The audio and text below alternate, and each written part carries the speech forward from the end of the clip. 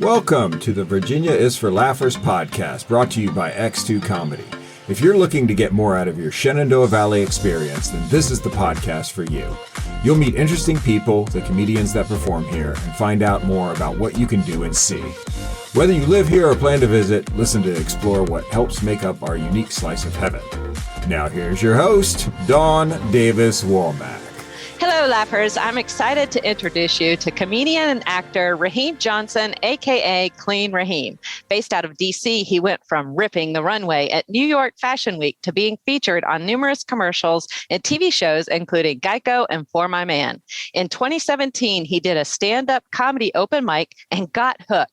Since then, he's been booked up and down the East Coast and is known for his energy and theatrics on stage, stemming from his acting background. Clean Ryheem is a highly sought-after comedian with an engaging style of comedy and a gift of writing material from his head while performing on stage. Welcome to the show, Ryheem. It's great to have you on today. Dawn, what's going on? Thank you so much for having me. It's nice to be here.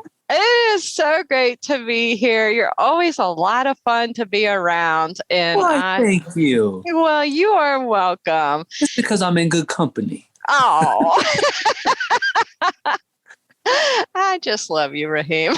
No, shucks. I'm blushing, but I'm too brown for you to tell.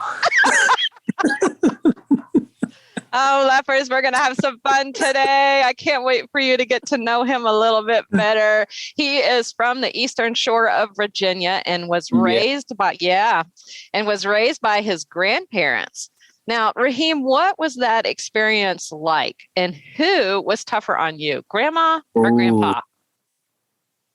Without any hesitation, even though I kind of took a moment to hesitate, my grandma. Your grandma? By any means, yes. My grandmother was the enforcer. Oh. Okay. Yeah. Everyone in the house could get in trouble, including my grandfather. Okay. He was the one who worked and paid bills. All right. Like it was definitely my grandmother. She played zero games. What do you remember most about her zero games that stands out? Oh my goodness. It was like, it just was very like low tolerance. You know what I mean? It was like, I don't even know how to break it down, in like small, in short form. I mean, she was just like zero business. Okay. Even my friends knew if I come in this house, I better have my I's dotted, my T's crossed. All right. Cause she might hit me. She could hit anyone could get it. It was anybody. My grandmother was a gangster. She still is. She's just very slow. She's kind of on the sideline now because she's like in her 70s. But yeah. That sounds like a lot of fun. What did you and your friends do for play when you got away from Grandma? What didn't we do? Okay. When I got out of that house, I did everything. I'm going to keep it legal, but I did everything. I couldn't wait to get out.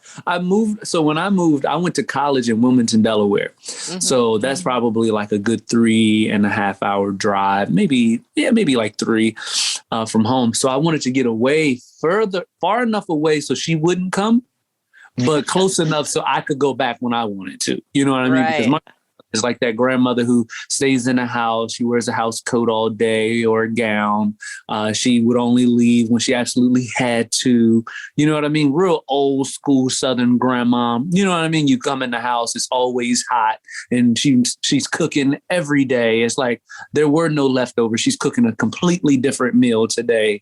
You know what I mean? You eat all your food, you wash the dishes, you watch TV, you go to bed. It was like everything was a schedule.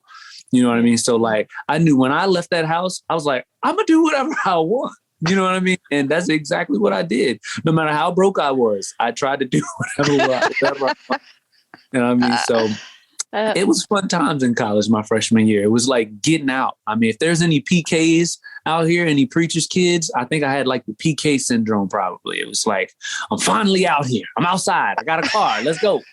I broke loose. I don't have any gas, but we're going somewhere. Let's go. And now when you come back to visit her, she's a cook. So what's your favorite? Dish she makes? Stopped cooking. She stopped cooking when I moved out. Oh. Yeah. I can't remember the last time she cooked. She doesn't even make food for Thanksgiving. It's like, this is the time to cook. Like, if there ever was a time to cook, it would be Thanksgiving. Like, I can't remember the last meal I've had from her. I mean, I'm 30 now, so it's like probably when I was 19, 20, maybe. Oh my goodness. She retired. Yeah. She literally retired. I don't even know if she can cook now. Who knows? Who knows? I don't know. She's always eating something bought when I get there. It's like, where do you have pots and pans in here? Like, yeah, I don't know. Do you give her a hard time about it? That's what you do? You tell her about that? No, she's still the enforcer. I'm not gonna... You know better than that. Right. You don't bark up a tree that might fall on you. You know? I feel it. Yeah, if I say anything, it's over the phone. And then by the time I see her again, she's forgotten. So I use her age against her sometimes. So in the distance with the phone. I love this. Right. Yeah. You went at college, you studied accounting, and then you also received an MBA. And afterwards you worked for an accountant, for 2 years. But then you decided to quit. Why? Yeah. So actually, that was because I was full-time for about 2 years. I actually had an intern. I had 2 different interns. And then when I graduated my undergrad, one of them hired me full-time. And then I went and got my master's degree. And then after I worked, those 2 years, I just quit. I mean, long story short, I wanted to do everything else. I was modeling at the time. I was just starting to get into acting. And it was like, this can't be life. Like, there's no way I thought that me, Ryheem, energetic, talkative, could just sit in the office on a computer poking numbers all day. It was no way. I was losing my mind, and I was just bored and ready to go. I was ready to go. There's no way you should be at your job stalking the clock like I did. I was stalking that clock. Okay. It was like at some point I should have just not worn a watch or anything, and time probably would have went by faster. But when I realized that I could not have my own place and have a roommate and split bills, that was the biggest aha moment I ever had. And that's exactly what I did. I moved out, and I had a roommate, and, he actually worked with me. So we just went our separate ways. I went somewhere where it was cheaper, and I quit. It was a very simple plan. I mean, just quit. I was a personal trainer training on the side. I was waiting tables at Olive Garden and, letting the old ladies flirt with me for extra tips. And I mean, hey, I made it work. Made it work. Come on here, Ethel. Come on. You want super salad? That's a lot of fun. Yeah, so you did the modeling, and you were a runway model for New York Fashion Week. And I don't know a lot about being a runway model, obviously. So I did more than runway. I did print and editorials and stuff like that. So I got into that because I had a friend in college who was doing it, and I always thought about doing it. And then he told me about a photographer I should go and, set up a shoot with. And I did that. And then when I posted those pictures on social media, it just kind of went out there. See, because before this married body that I have, I used to be really, really fit. Okay. So, I was always in the gym. I was personal trainer and all this stuff. And I was doing the physique competitions. So, I had the 6-pack and the big square pecs and stuff like that. So as soon as I took my shirt off, I could get a gig. You know what I mean? So, so I don't know if they ever really thought I was ugly or if it was my body but we're not going to go into that. So anyway, but I started doing that. And then New York Fashion Week wasn't my first. I did some shows in Delaware, and then I did Philly Fashion Week. And then there was a designer there who, Deshar Barbershop, who was booked for several events in New York during Fashion Week. And he just asked me to come out, and he was like, hey, I want you to be like one of my lead models and blah, blah, blah, blah, blah. And then boom, I did who knows how many shows in New York I did. So Fashion Week is in February and September. And then he would do this huge New Year's fashion show. I probably did 6 shows out in New York. It was an experience. Are those in New York City? Yeah, Okay. Manhattan, like city, like who knows who's going to be in there? You never know what's going to happen. I mean, and models are everywhere, people naked, just running around. It's a different life. So Yeah, I want to know more about that experience. So you go up there. Are you there the whole week? Are they long hours? yeah, Can you describe it for us as the during runway model from right. your lens? Yeah, yeah. So it really depends on how you get booked, you know. So it's like sometimes the producers are booking the models, and then if the producer of the show at a particular venue all week, and that's the thing, a lot of times these shows aren't all week at one place. You know what I mean? New York Fashion Week is just the whole city is just having fashion shows. You know what I mean? It's not like there's one building and then the fashion shows are at that place. There's fashion shows all over the place. You know what I mean? So if a producer has some venues that he's running and he books models or whatever, those models can be there all week. Me, designers were picking me. So I would go wherever those designers were having a show. You know, so wherever Deshar was or wherever, you know, like I walked for a guy named Edwin and, you know, a couple other designers, wherever their show was, that's where I went. So most of the time I didn't do more than 2 days out of the week. I think 2 days was most I did. And are you there like 8 hours or a whole day? Golly. Well, I mean, the designers are there more.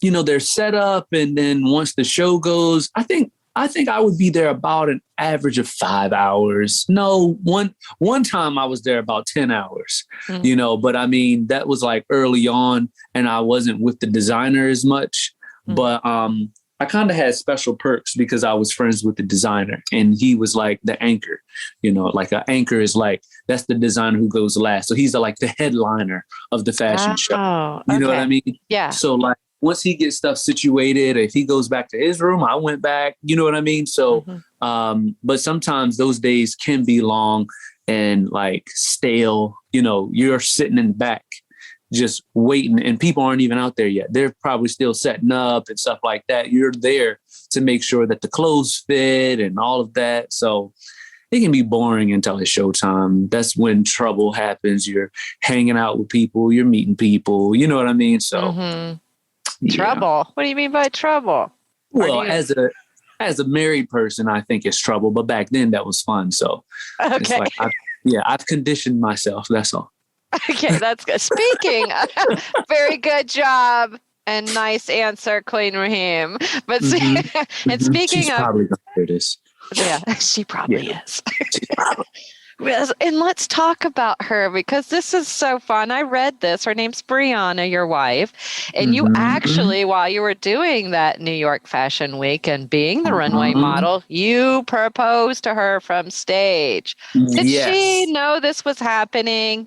She had zero idea. So let me tell you what happened with this. So the Fashion Week during February is during the week of February, almost every calendar year, you know, Valentine's Day. So I had a show on Valentine's Day and we hadn't even been dating a year. You know, we probably had been dating about 10 months. So the whole thing about this is that I've had a crush on my wife since I was in 6th grade, but she didn't know. So, you know, I was kind of geek, you know what I mean? The skinny, smart kid who's, you know, kind of athletic. You know what I mean? I wasn't popular in school, but she was. She played all the sports and every guy I knew liked her and all of this. So, and she was a year older. So, you know, you liking an older girl is a thing. You know what I mean? You know, it's not like cougars are horrible. You know, all the guys want to get scratched by cougars. You know what I mean?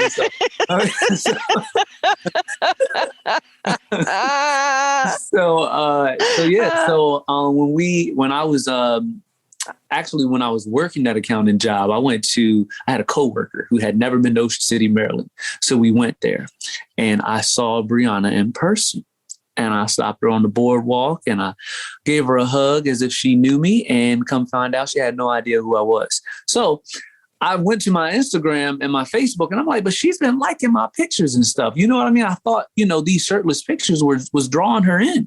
Come find out, my wife actually has a cousin that she is very distant from, but knows of, that lives in North Carolina, whose name is Ryheem Johnson. And she thought that I was her cousin who found her on social media, and she was just supporting by liking and stuff like that. So anyway, this whole time I'm thinking I'm getting attention, and she's just kind of ignoring the picture, just double tapping because she thinks it's her cousin, right? So anyway, fast forward, we're dating. She becomes my girlfriend, and then I knew that I wanted to marry her. So what I did was I told her best friend, and I told her that I was like, hey, Valentine's Day, I need you in New York for Fashion Week. She was like, oh, okay. I'm like, wait, this isn't about you. Okay. It's because I want to propose to Breonna. So we had it all hooked up. They got a room out there, and they're thinking, oh, we're just going to make it a nice weekend and blah, blah, blah out in New York. I told her that there was a love sign. There is a love sign. There was, and I don't know if it's still there, that we would go out and take a photo by and all of that the next morning. I made her think that the whole next day after the fashion show was going to be our day to hang out. But instead, I had a photo shoot set up out in Philadelphia. I had a nice party set up for her with her friends and family at Blackwall Hitch in was it Annapolis, Maryland, or wherever it was in Maryland. But like I had this whole thing planned out for the next day, and we were not going to be in New York at all. So I have her come up on stage right after we're done, and I had my friend, the designer, pretend that he was giving me an award. Oh. And it was like this, it was wrapped up and it looked like it was going to be an award. So when I come up to get the award, I thank him, and then I thank everybody for coming out. I thank her for supporting me, because this isn't that long after I quit my job, you know? So I have her come up, and I want her to open it with me and blah, blah, blah. And then there was a friend of hers who said something like, oh, you're going to be in New York on Valentine's Day? He's going to propose. And then I joked it off because her other friend didn't know either. So I just played it off, and I told her, I said, hey, you remember that time she said that I was going to propose? I was like, well, she was finally right about something. And I ripped it open. It was a sign that said, will you marry me? And yeah, she got shaky legged and all that. And it was cool. I still have it on video. That was good. Yeah. I'm proud of myself for that one. You should be very proud. You put a lot of work into that. I did. It was a lot of work and a lot of lying. A whole lot of lying. Whole lot of lying. It's like, when you think about it, it's like I lied to her a lot that day. The whole week full of lies. Which is what you don't want to do in a marriage. Right, exactly. That was the last lie I've ever told her. Yes, that's right.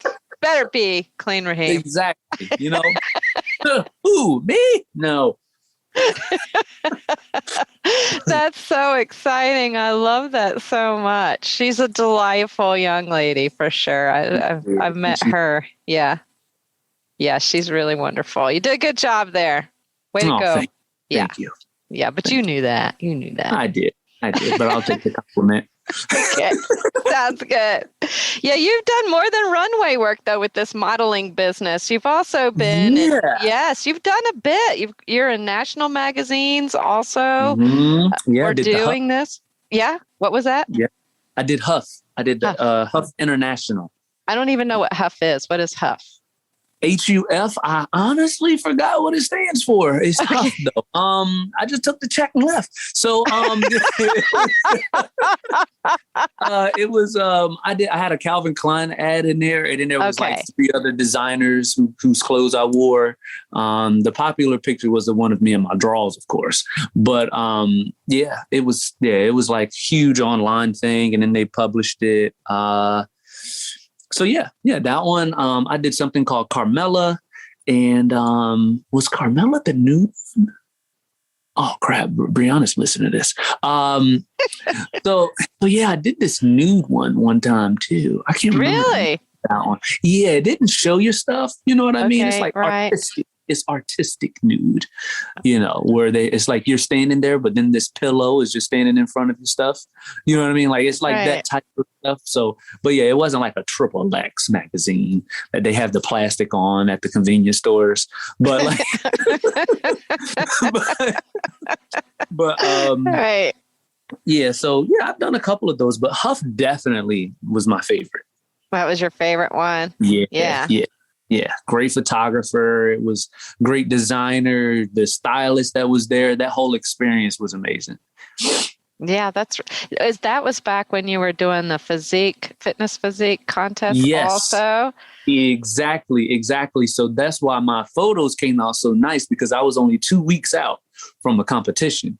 So no, actually I was only 1 week out. So I was like really fit at the time. You know what I mean? So like those pictures came out real nice. Yeah, you have to do a lot to participate in one of those competitions in terms of like cutting body fat. And you give up your life.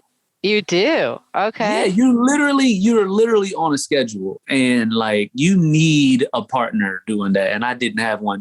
I'm cooking every night. I ate like 17 eggs a day. I was eating like 300 grams of protein every day, and whatever my trainer like had on the paper, I literally had to eat just that. You're measuring food like you're a freaking butcher, and like it's like it's so dramatic. It's like it was. I don't know what part was hardest, like eating and working out or cooking. I felt like I was running a restaurant or something like that, and. Yeah, eating the same food and dry chicken breast and drinking water. I almost like suffocated myself with dry chicken because you don't want to throw out chicken. So it's like at one point I probably should have just threw that chicken out, but I still ate. And like, I know I was a bachelor. I probably had salmonella twice. Who knows? Who knows? Are you liking living more like a normal human being right now with the way you eat, or do you miss the life? I do. I even bring it back every now and then. The only reason I can't stick to it, my wife doesn't even really like leftovers. You know what I mean? Like I didn't know there were people like that until I met her. Like before I met her, she didn't even like broccoli. It's like, it's broccoli. It's like, what do you mean you don't like broccoli? She was like a really picky eater, mushrooms and stuff like, it's like, how do you not eat this stuff?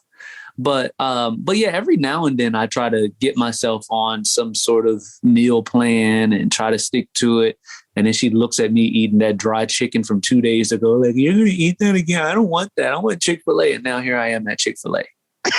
You're not going to, it's like, no, here I am at Chick-fil-A. You know what I mean? And I'm not going to go to Chick-fil-A and get a salad when she's eating a spicy chicken deluxe.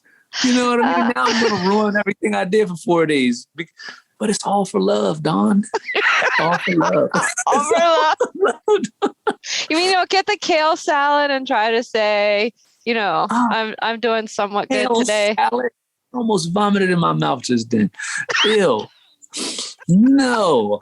So you get the waffle fries and the. I will.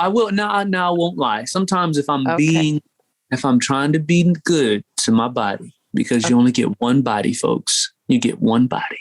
Sometimes I will get the market salad. I'll get the market salad. The only issue with that is I don't like the blue cheese. And no matter how many times I tell them not to put blue cheese in it, they know my face. This Chick-fil-A is right down the street, Dawn. They look at this same face every time and still put blue cheese in it sometimes. And I hate the blue cheese crumbles. And I know Chick-fil-A is full of Christian-like folks, but I'd be so angry at those God-fearing individuals sometimes. It's like, stop. So you gonna make me come in there and say something I shouldn't say to church people, okay? Like, it's nothing worse than a bad Chick-fil-A order. Yeah. It's like, these are supposed to be the people of God, and you mess up my order. Isn't that like a sin, that Chick-fil-A? Like, I should be repenting right now. Messed up my order. Yeah, they are a machine, though. So it's the mistakes are. I'm surprised about the blue cheese because they are a machine. Yeah, but I feel like they're always ran by people who are almost out of adolescence. I don't know if they're running a sweatshop, low key, or what. It's like, no, I want to know how many people are in that kitchen back there. It's like, there's no way I push the button for a sandwich, and then as soon as I get up there, it's like they're calling your name. I don't know. I know. Yeah, it's a sweatshop back there. I bet you it's a mess. You're convinced. Back there. I'm convinced. It's too good to be true. Well, they should recognize your face. You know, you're an actor, don't you think? Well, no, we have. We're in this stupid pandemic halfway, and we have to wear masks. So. Oh, yeah, that's true. Well, sometimes you're not wearing a mask, though, because you are an actor and you've been in a bunch of TV shows and a host of short stories, indie films, GEICO and True Green commercials, and then other projects that you shot during the pandemic. And those are I'm really curious about. What are some of the projects you did during the pandemic? So I've done a lot of random commercials and things for like car dealerships. There's this place called Dealer On I did for them. And I mean, the list goes on as far as short films and stuff. But when it comes to commercials, I've had the most fun doing these videos where I consistently get booked to do these video game commercials. You know, like when you're on your cell phone playing a video game, somebody pops up. It's like, hey, I just won this amount of money. Yeah. I'm one of those people. Like, I've booked several of those things. And I mean, I have so much fun doing them because they want you to be as silly as possible or as noticeable as possible. And you get to film them at home, and those things are cool. And then I do these testimonials for companies. And the funniest one I've done was for Hims. Do you know what Hims? Have you ever heard of the company called Hims? No, I don't think so. All right. So there's a Hims and there's a hers. Okay. Funny with the pronouns. So there's a Hims, right? Okay. And what it is it's a pill for males who have ED. Oh, okay. Oh, all yeah, right. Yeah. Now, yeah. This is PG-13, so everyone, let's just give you a minute. If you don't know what that is, then Google. No, don't tell them to Google. It's going to be a 14-year-old who's going to be on here. Oh. All right. Well, adults, you know what we're talking about. Yeah. Yeah, I should have kept that one for after the call. But no, that one. Yeah. I did one for them at home. And I mean, that was funny. I might have to send that one to you. Okay. I've done like two. They've asked me to do two of those. And then I've done one for, I don't know. I just do for whatever they send me. I ask how much, and then I do it. Like it's really fun. I mean, it's in a pandemic. I work from home. I need some sort of entertainment. It's like, what am I going to do? It's like, oh, for a butcher's meat company, sure. Send me some steaks. And like, I'm in home fake cooking, and you know what I mean? It's like, it's cool. It's like, hey, it's like a cleaning company. It's like, hey, before I was using all kinds of stuff, and it's like, now I'm using this non-concentrated oil. And it's like, it's hilarious. It's hilarious. It's like infomercial type. And you're having fun with it. That's I'm really having great. a blast. And it's like, I've never, it's like some of those things, most of them, I don't even take it twice. I don't even do 2 takes. I do whatever I feel like. And I send it, and they always like, oh, we love it. It's like, oh, God, I'm sending you my worst stuff. And they're like, we love it. And then you see these companies posting it all over their social media. The ones for Hims, man, so many people tag me in these videos on Instagram, Facebook. It's like, look, guys, I got a 2-year-old. I'm fine. All right. Like, okay. I'm an actor. It says actor portrayal at the bottom. All right. Like, yeah. Yeah, I do understand that. I have a YouTube video. I played an alcoholic mom. Yeah, and that's got a lot of views. And the people that comment, they comment as if I'm really that person. Which is a compliment, though. It means they believe me. But right. Like, it's like, how? Like, people are literally on their page on Instagram, and there's like 10,000 comments of people arguing wondering how a young black fit man needs hymns. It's like, you don't even know me. Like, you guys, they're literally arguing and people are debating with them about why I probably don't need it, but choosing to use it. It's like, I've never had one of those pills a day in my life. They're just like, it's hilarious. Like, social media is so funny. Like, yeah, they don't even know. they don't even know. know. I did it for a check. It's like, come on. Like,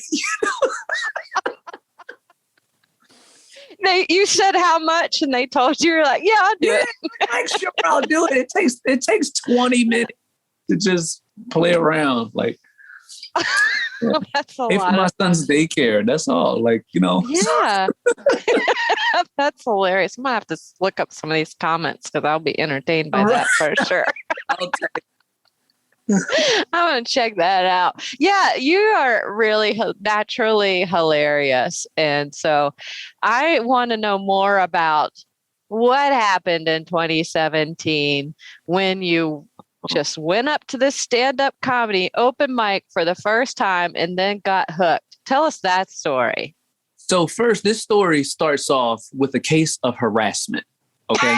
A case of harassment. If I was harassed into this, Dawn. All right. Listen to all these laughers. Look, I was harassed into being this person. All right. I was doing a show that was on TV1 called For My Man. And the guys whose home they used to film that, he actually does stand up. Okay. He goes to open mics and stuff like that. And he was like, hey, man, look, you got to try some stand up. I was like, I'm standing up right now talking to you. What are you talking about? Like, I wasn't even in touch with the community whatsoever. He was like, I mean, comedy, man, you got to do some jokes. I was like, what? What do you mean? For what? Like, why would I do that? You see, I'm here acting. This is what I want to do. So he was talking to me about it for a few minutes, and then it just kind of went away. And then he texted me a week later and was like, hey, I'm doing some time at this spot. You should come through. So we go out there to Baltimore and watch him do his set. Cool. Haha. Then he messages me on Facebook. Like 3 weeks later, hey, you come up with 7 minutes and I'm going to make sure you get some time somewhere. I'm like, all right, probably never. But so anyway, so then, and this was probably like, I don't know, I'm engaged at this point, but all I'm focused on is doing this wedding because when I proposed to her in February, we were getting married in September. So we have to plan, you know what I mean? So that's all I'm thinking about. So, he hit me up probably like once a month asking me to come up with 7 minutes of material. I tell him, I'm like, hey, I'm getting married in September, maybe after that. He's like, okay, cool. So he stops for a few months, but he hits me up in October. And I'm like, yeah, okay. Mark the calendar. Like, right. I'm like, what is happening? Why does he want me to do comedy so bad? You know what I mean? So then here comes the end of November. I reach out to him like, hey, I got my 7 minutes. What's up? He was like, all right, we're going to Ben's Chili Bowl. I'm like, all right. Oh, Ben's Chili Bowl in D.C., right. Famous place. Very cool. Exactly. I didn't even know they had comedy there. Cool. Yeah. So okay. So Ben's Chili Bowl, they have Ben's upstairs and Ben's next door. Okay. Right. So upstairs, they have the comedy. So we go in and see some comics around. I tell some people I work with. So I got coworkers that came there. My wife has told a few of my friends. So I get there and there's like people there to see me. I'm like, oh, snap. Oh, I better not bomb. Like, oh, I'm going to suck. And all these people are going to know it. It was like, this was supposed to happen in private. But so yeah, I go up there and I do my 7 minutes and like, it was good. It was good. Like, I mean, people are clapping and everything. And then the lady that was hosting, she comes up and she was like, y'all give it up for Ryheem. I wasn't even clean Ryheem at that point. I was just Ryheem. So, I was just dirty Ryheem actually. So I go up and then, and then she tells everyone that was my first time doing the comedy. So everybody stands up again and they're clapping and all of that. And then I get booked to do another spot somewhere else in February from that show. So ever since that show, I've just been doing comedy, like just nonstop. Well, no, the pandemic stopped it, but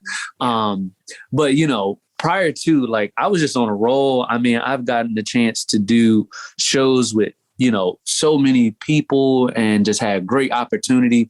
And I do all clean comedy, so I don't curse and I don't talk, vulgar language or, a lot of sexual content other than the hymns commercial. Yeah. But that kind of stuff. So we won't be showing any clips of that at the show. Right. I won't even bring it up.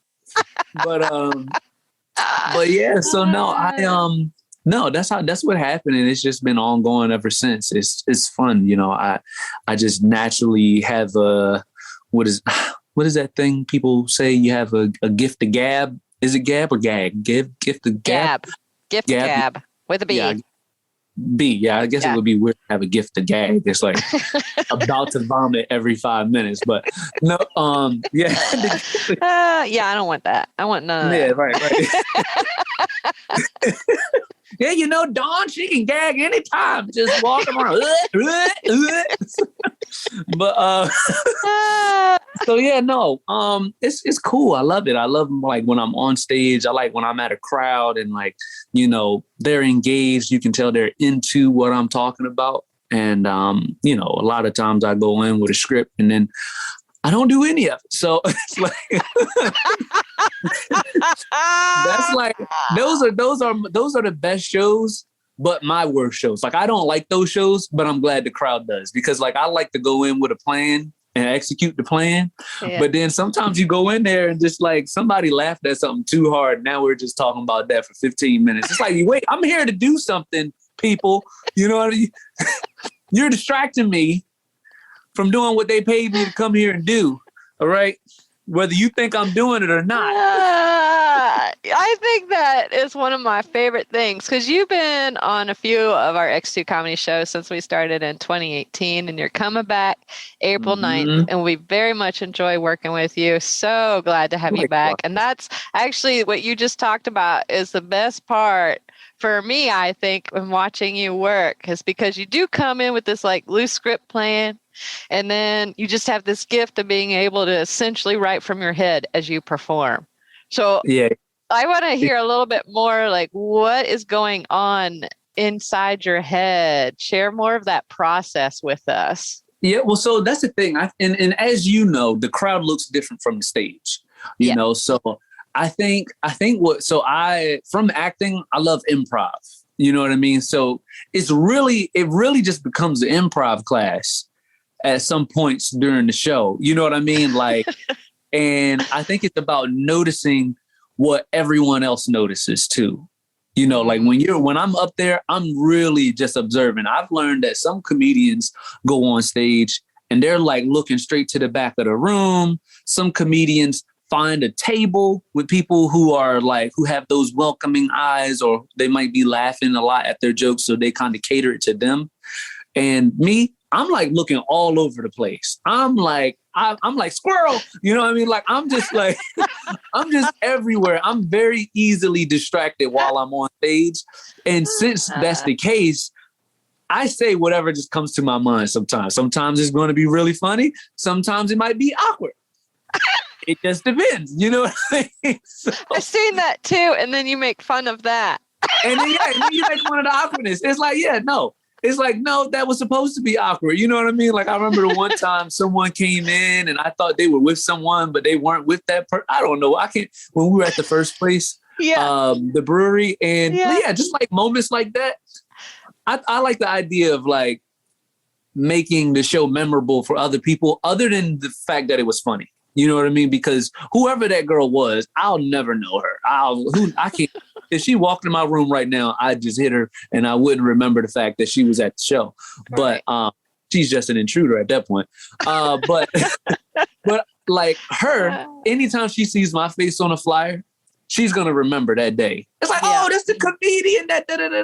Yeah. So it's like, I feel like I want to have that moment every time I have a show. So like last time when we did it at the winery, that table of foxes, of cougars that were out to get me when I took my jacket off and I talked to them. They're going to always remember me. I'm never going to remember who that was. I'll never forget that I was sexually harassed at one of your shows, but they won't forget. You get when you're a runway model, it does like these fitness physique contests. Breonna will take care of them, I promise. You can come too and make sure. Yeah, I was about to say, she's probably going to come. She heard about what happened. She was like, and they said, what? I was like, oh, Lord. I won't let it happen on my watch, Breonna. I'm telling you right now, as you listen to this. Yeah, she doesn't have to watch, babe. She actually doesn't have to watch. Yeah, then you have material that you do have in your loose script that you plan ahead of time for show. So you're coming up with new bits and new material. Where do you come up with it? How do you come up with the new material? I don't know. So sometimes I really have to think about it, and I just have to think about what's funny. You know what I mean? Well, or not even what's funny, but what's common. Right. I think I generally start from what's common. And then I like to have the idea sometimes of like a comparison of something else or how to just like make something so simple very funny. Because I think it's so much easier to come up with something that everyone in the room may have encountered, as opposed to introducing them to something that is funny. Because now it becomes a teaching session. You know what I mean? Because like if I come in a room and I have this hilarious joke about soccer, but if no one in the room kind of plays soccer, or even if half of the room doesn't really know much about soccer, this is about to be the dumbest joke to do right now. You know what I mean? Like it really is. It really is it's like, I don't care how funny it is. The two people that actually know soccer in the room, they're probably going to bust their guts laughing. But the other 198 is like, we don't know. So I think it's really about knowing your crowd, so like a lot of times I'll have material and just a long list of jokes. If I did all of my material and remembered all of it, I could probably do jokes for like an hour and a half, hour and 45 minutes. Who knows? I just have a bunch of material. And then when I go in a room, I like to go early. I like to be there. I don't like to have that grand entrance like, oh, there he is. He's a comedian tonight. Oh, look, he just walked in. Look at him. Look what he's wearing. Oh, my God. Look at that suit jacket. Who's the lady he's with? I don't like to be that guy. You know what I mean? Yeah. I like to be there as they're coming in. So as they're coming in, I'm looking at them. I'm like, oh, okay. All right, we got a middle-aged lady right here. Is she with her girlfriends? No. Oh, she's with her husband. Okay. Some married jokes. And now I'm looking at this side of the room. You know what I mean? And I'm picking material. So like right now, I don't know what jokes I'm going to do when I get there. Who knows? I might say something I said on here. It's like, no, I won't. I really won't. But, but who knows what I'm going to say? I might just get on stage and just see something, or somebody might cough and the whole show becomes about COVID. Who knows? Whatever it is, it's going to be beautiful. It's been beautiful every time. It's how you work, and I love it. And your wife and you are now the proud parents of your son, Caleb. How old is Caleb? Caleb is 2 years old. Oh. Yeah, a little squirt. A little squirt. Yeah. Do you ever practice your new material in front of the little squirt? And what does he think about it? What? No, Caleb kids are selfish. Okay. All kids under the age, if their age is a single digit, 9 times out of 10, they're selfish. Okay. KJ could care less about what I'm doing around here, what I'm mumbling under my breath. All he cares about is his tablet, Elmo, the alphabet, and animal. Okay, he could care less. All right, he's in the process of being potty trained, so he needs to focus on not pissing on my floors in here. It was literally like having a little puppy in here. I was cleaning up pee on the floor so many times during the day. He's getting better. I'm proud of him. But yeah, that's my little guy. I have like this underlying grudge with my son. Yeah. That I really don't tell a lot of people about. I might tell you guys, so my son was born on my birthday. So I literally don't have a birthday. Oh. My birthday is whatever Saturday is coming up.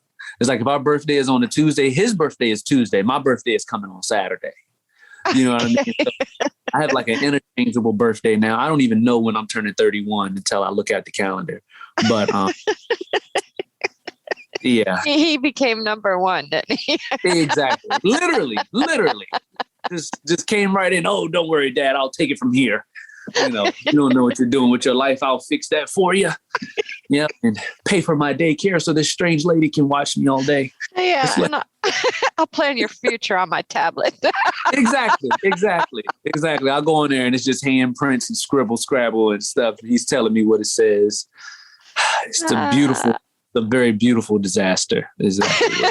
That's parenthood. Beautiful. I like that. Beautiful disaster. Full of chaos. Well, with the real audiences that you've been in front of, not that he's not real, I'm sure he's going to be, as he grows up, watching Daddy a lot more and getting them more out of it. But with the audiences you've been in front of so far, what's the funniest or strangest thing that's ever happened to you while performing stand-up comedy? Oh, no, you know what? I wasn't even on stage when this happened. Actually, it might be a tie for two things. It might be a tie. Okay. So I think the first one I thought of was when I got off stage. I was hosting, and when I brought up the headliner, she just started talking about PG-13. She just started talking about me being attractive. Okay. Yeah, and it was super awkward because I just finished saying my wife was here. So it was like, I don't know if she missed that part or what, but she just had comments. And then what even got more awkward is that her husband was also in the crowd. Oh my goodness. It's like, what is happening here? Like, am I going to be allowed to stay at the show? You know what I mean? Like, I didn't say anything to her in the back. It's like, what is her husband probably thinking right now? Like, I don't know if she just didn't know how to open the show or, she just, I don't know. You know how sometimes you have a thought and you say it and you didn't mean to say it. Now you got to play it off. I always thought maybe that's what happened. Yeah. So she just tried to make some jokes out of it. But yeah, I kind of felt a little awkward about that. And I think the other one would be when I was headlining somewhere out in Gaithersburg. And during my set, the front table, like the table closest to the stage, there was no one there all night. And it said reserved. But then as soon as my set starts or about to start, a whole group of women, like 7 women, just come in and sit at the table. And I'm like, it messed up like the first 10 minutes of my set because, of course, now I'm talking about you guys. It's like, what were you all outside for, a smoke break? Like, what was just happening for the majority of this show until I got up here? Like, did you guys only come to see me? Like, I don't know. So that was hilarious. I think that was probably one of my funniest nights of comedy because of that random moment. And again, that was one of those nights where I had stuff I was going to do, but I didn't even do half of it because of that one incident. And it was hilarious. It was hilarious. They came in and one was really drunk. One of them was out of really the 7. Drunk. Out of the 7. I was like, so is it her bachelorette party? Oh, like, yeah. What happened? And it wasn't. They were just out. No, they had just been. Man, okay. Right. And I used that. I created a whole night for them. I created a whole scenario, and it's like, yeah, it was good. I bet they were loving that because you're really good at that. They were. I thought I was going to make one. I tried. My goal was to make the drunk lady piddle. If you don't know what piddle means, that means pee, but only a little bit. Just piddle a little bit to be uncomfortable. You know what I mean? Not enough to show a wet spot, but enough to know you just made an act. So, yeah. Not only a comedy podcast, agricultural podcast, we educational podcast. Gonna learn things today on Virginia's for Laffers. You better be laughing. Oh my gosh.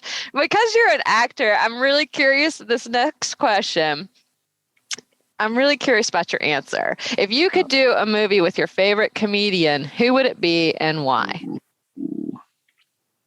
Okay, this actually isn't as tough for me as it probably would be for other comedians, but my answer would be my favorite famous person, Jamie Foxx. Oh, Jamie Foxx is hysterical. That to Yes. be a dream for me too. Oh my gosh. Yeah. Yes, he's Jamie Foxx hilarious. is favorite, my absolute favorite famous person. Now, I'm not going to say he is my favorite actor. He's not my favorite comedian. He's not my favorite singer, but he's my favorite famous person because he's so talented at everything. Yeah. You know what I mean? I'm not saying he's like the greatest. He might not even be top 5 in all these categories, but he's very, very good. He can do so much. He can sing. He can do impersonations. He can act. He's really good. He's really good. And if I could pick anyone to do a movie with, I would do a movie with Jamie Foxx. And I would say, forget about whatever one else is going to say. Oh, why wouldn't you pick Will Smith? Will Smith is my favorite actor. Denzel, yeah. But if I want to go from a movie from scratch, I want it produced by 3 Arts Entertainment, and I want to do it with Jamie Foxx. I really love that answer. One of my favorite roles that he did is PG-13 right now, but Horrible Bosses. His role in Horrible Bosses is freaking hysterical. Yes. It's like he can do a role like that in Horrible Bosses, and then do a role like I forgot his name in Robin Hood. Have you seen the movie called Robin Hood? No. What? No. It's an action movie. Oh my gosh. No. But it's 2 totally different spectrums. It's like that's true. And he just recently was. I'm going to see that, and then I just saw him in the Marvel, the latest Spider-Man too, which was different also. But it's just like, look at this guy. Yeah. See, I need to know this man. Exactly. I know. It's like if I could pick somebody to like just meet, work with, and build, I would pick Jamie Foxx. I know it's not a popular answer. I know that, but like he's just talented. He is definitely most. I love that answer. Well, as we wrap up here, can you share with the laughers how they can follow you on social media or otherwise? Yeah. Okay, yes. Now, because I don't want you to follow me in real life, okay, I will call the cops, but you can follow me on Instagram at clean, CLEAN, Ryheem, RYHEEM. And then I'm on Instagram. Well, I just said Instagram. I have a Twitter, but I don't use Twitter. And Facebook. Ryheem Johnson. That's great. And laughers, we'll put that in the show notes for you as well. Thank you so much, Ryheem, for coming on today. It's always a pleasure hanging out with you. Thank you. No problem. Thank you for having me, Dawn. And thank you for introducing me to the laughers. Yes. And laughers, you can see Ryheem perform live as our headliner on April 9th in the 2022 X2 Comedy Series at Court Square Theater in Harrisonburg at 7:30 p.m. Beer and wine is now available at concessions. Joining the lineup with Ryheem that evening is your host, JMU Professor Chris Womack. The opening act is yours truly, that's me, and your featured comic, Mike Moran out of Baltimore, Maryland, whose comedy is best described as deadpan, stupid, smart. And fun fact, he went to middle school here in Harrisonburg, so he has lots of Harrisonburg ties. Tickets are only $20. Buy them online today at valleyarts.org/CST. That's valleyarts.org/CST. Great group discounts are also available. Just contact the theater at 540-433-9189. That's 540-433-9189, Monday through Friday, 9 a.m. to 5 p.m. And we'll be sure to put the event info and ticket link in the show notes for you as well. We can't wait to see you there. And lastly, and most importantly, thanks for tuning in, laughers. Out of all the podcasts out there, you picked us, and we think that's pretty darn special, just like you. Until next time, keep smiling. Bye. Thanks for tuning in to this episode of the Virginia is for Laughers podcast, brought to you by X2 Comedy. We'll be dropping a new podcast every Wednesday at 4 p.m. Eastern Standard Time, so check back for another uplifting episode. Come to an X2 Comedy show or let us bring a show to you. To find out more, head to x2comedy.com. Be sure to share us with a friend. Until next time, cheers.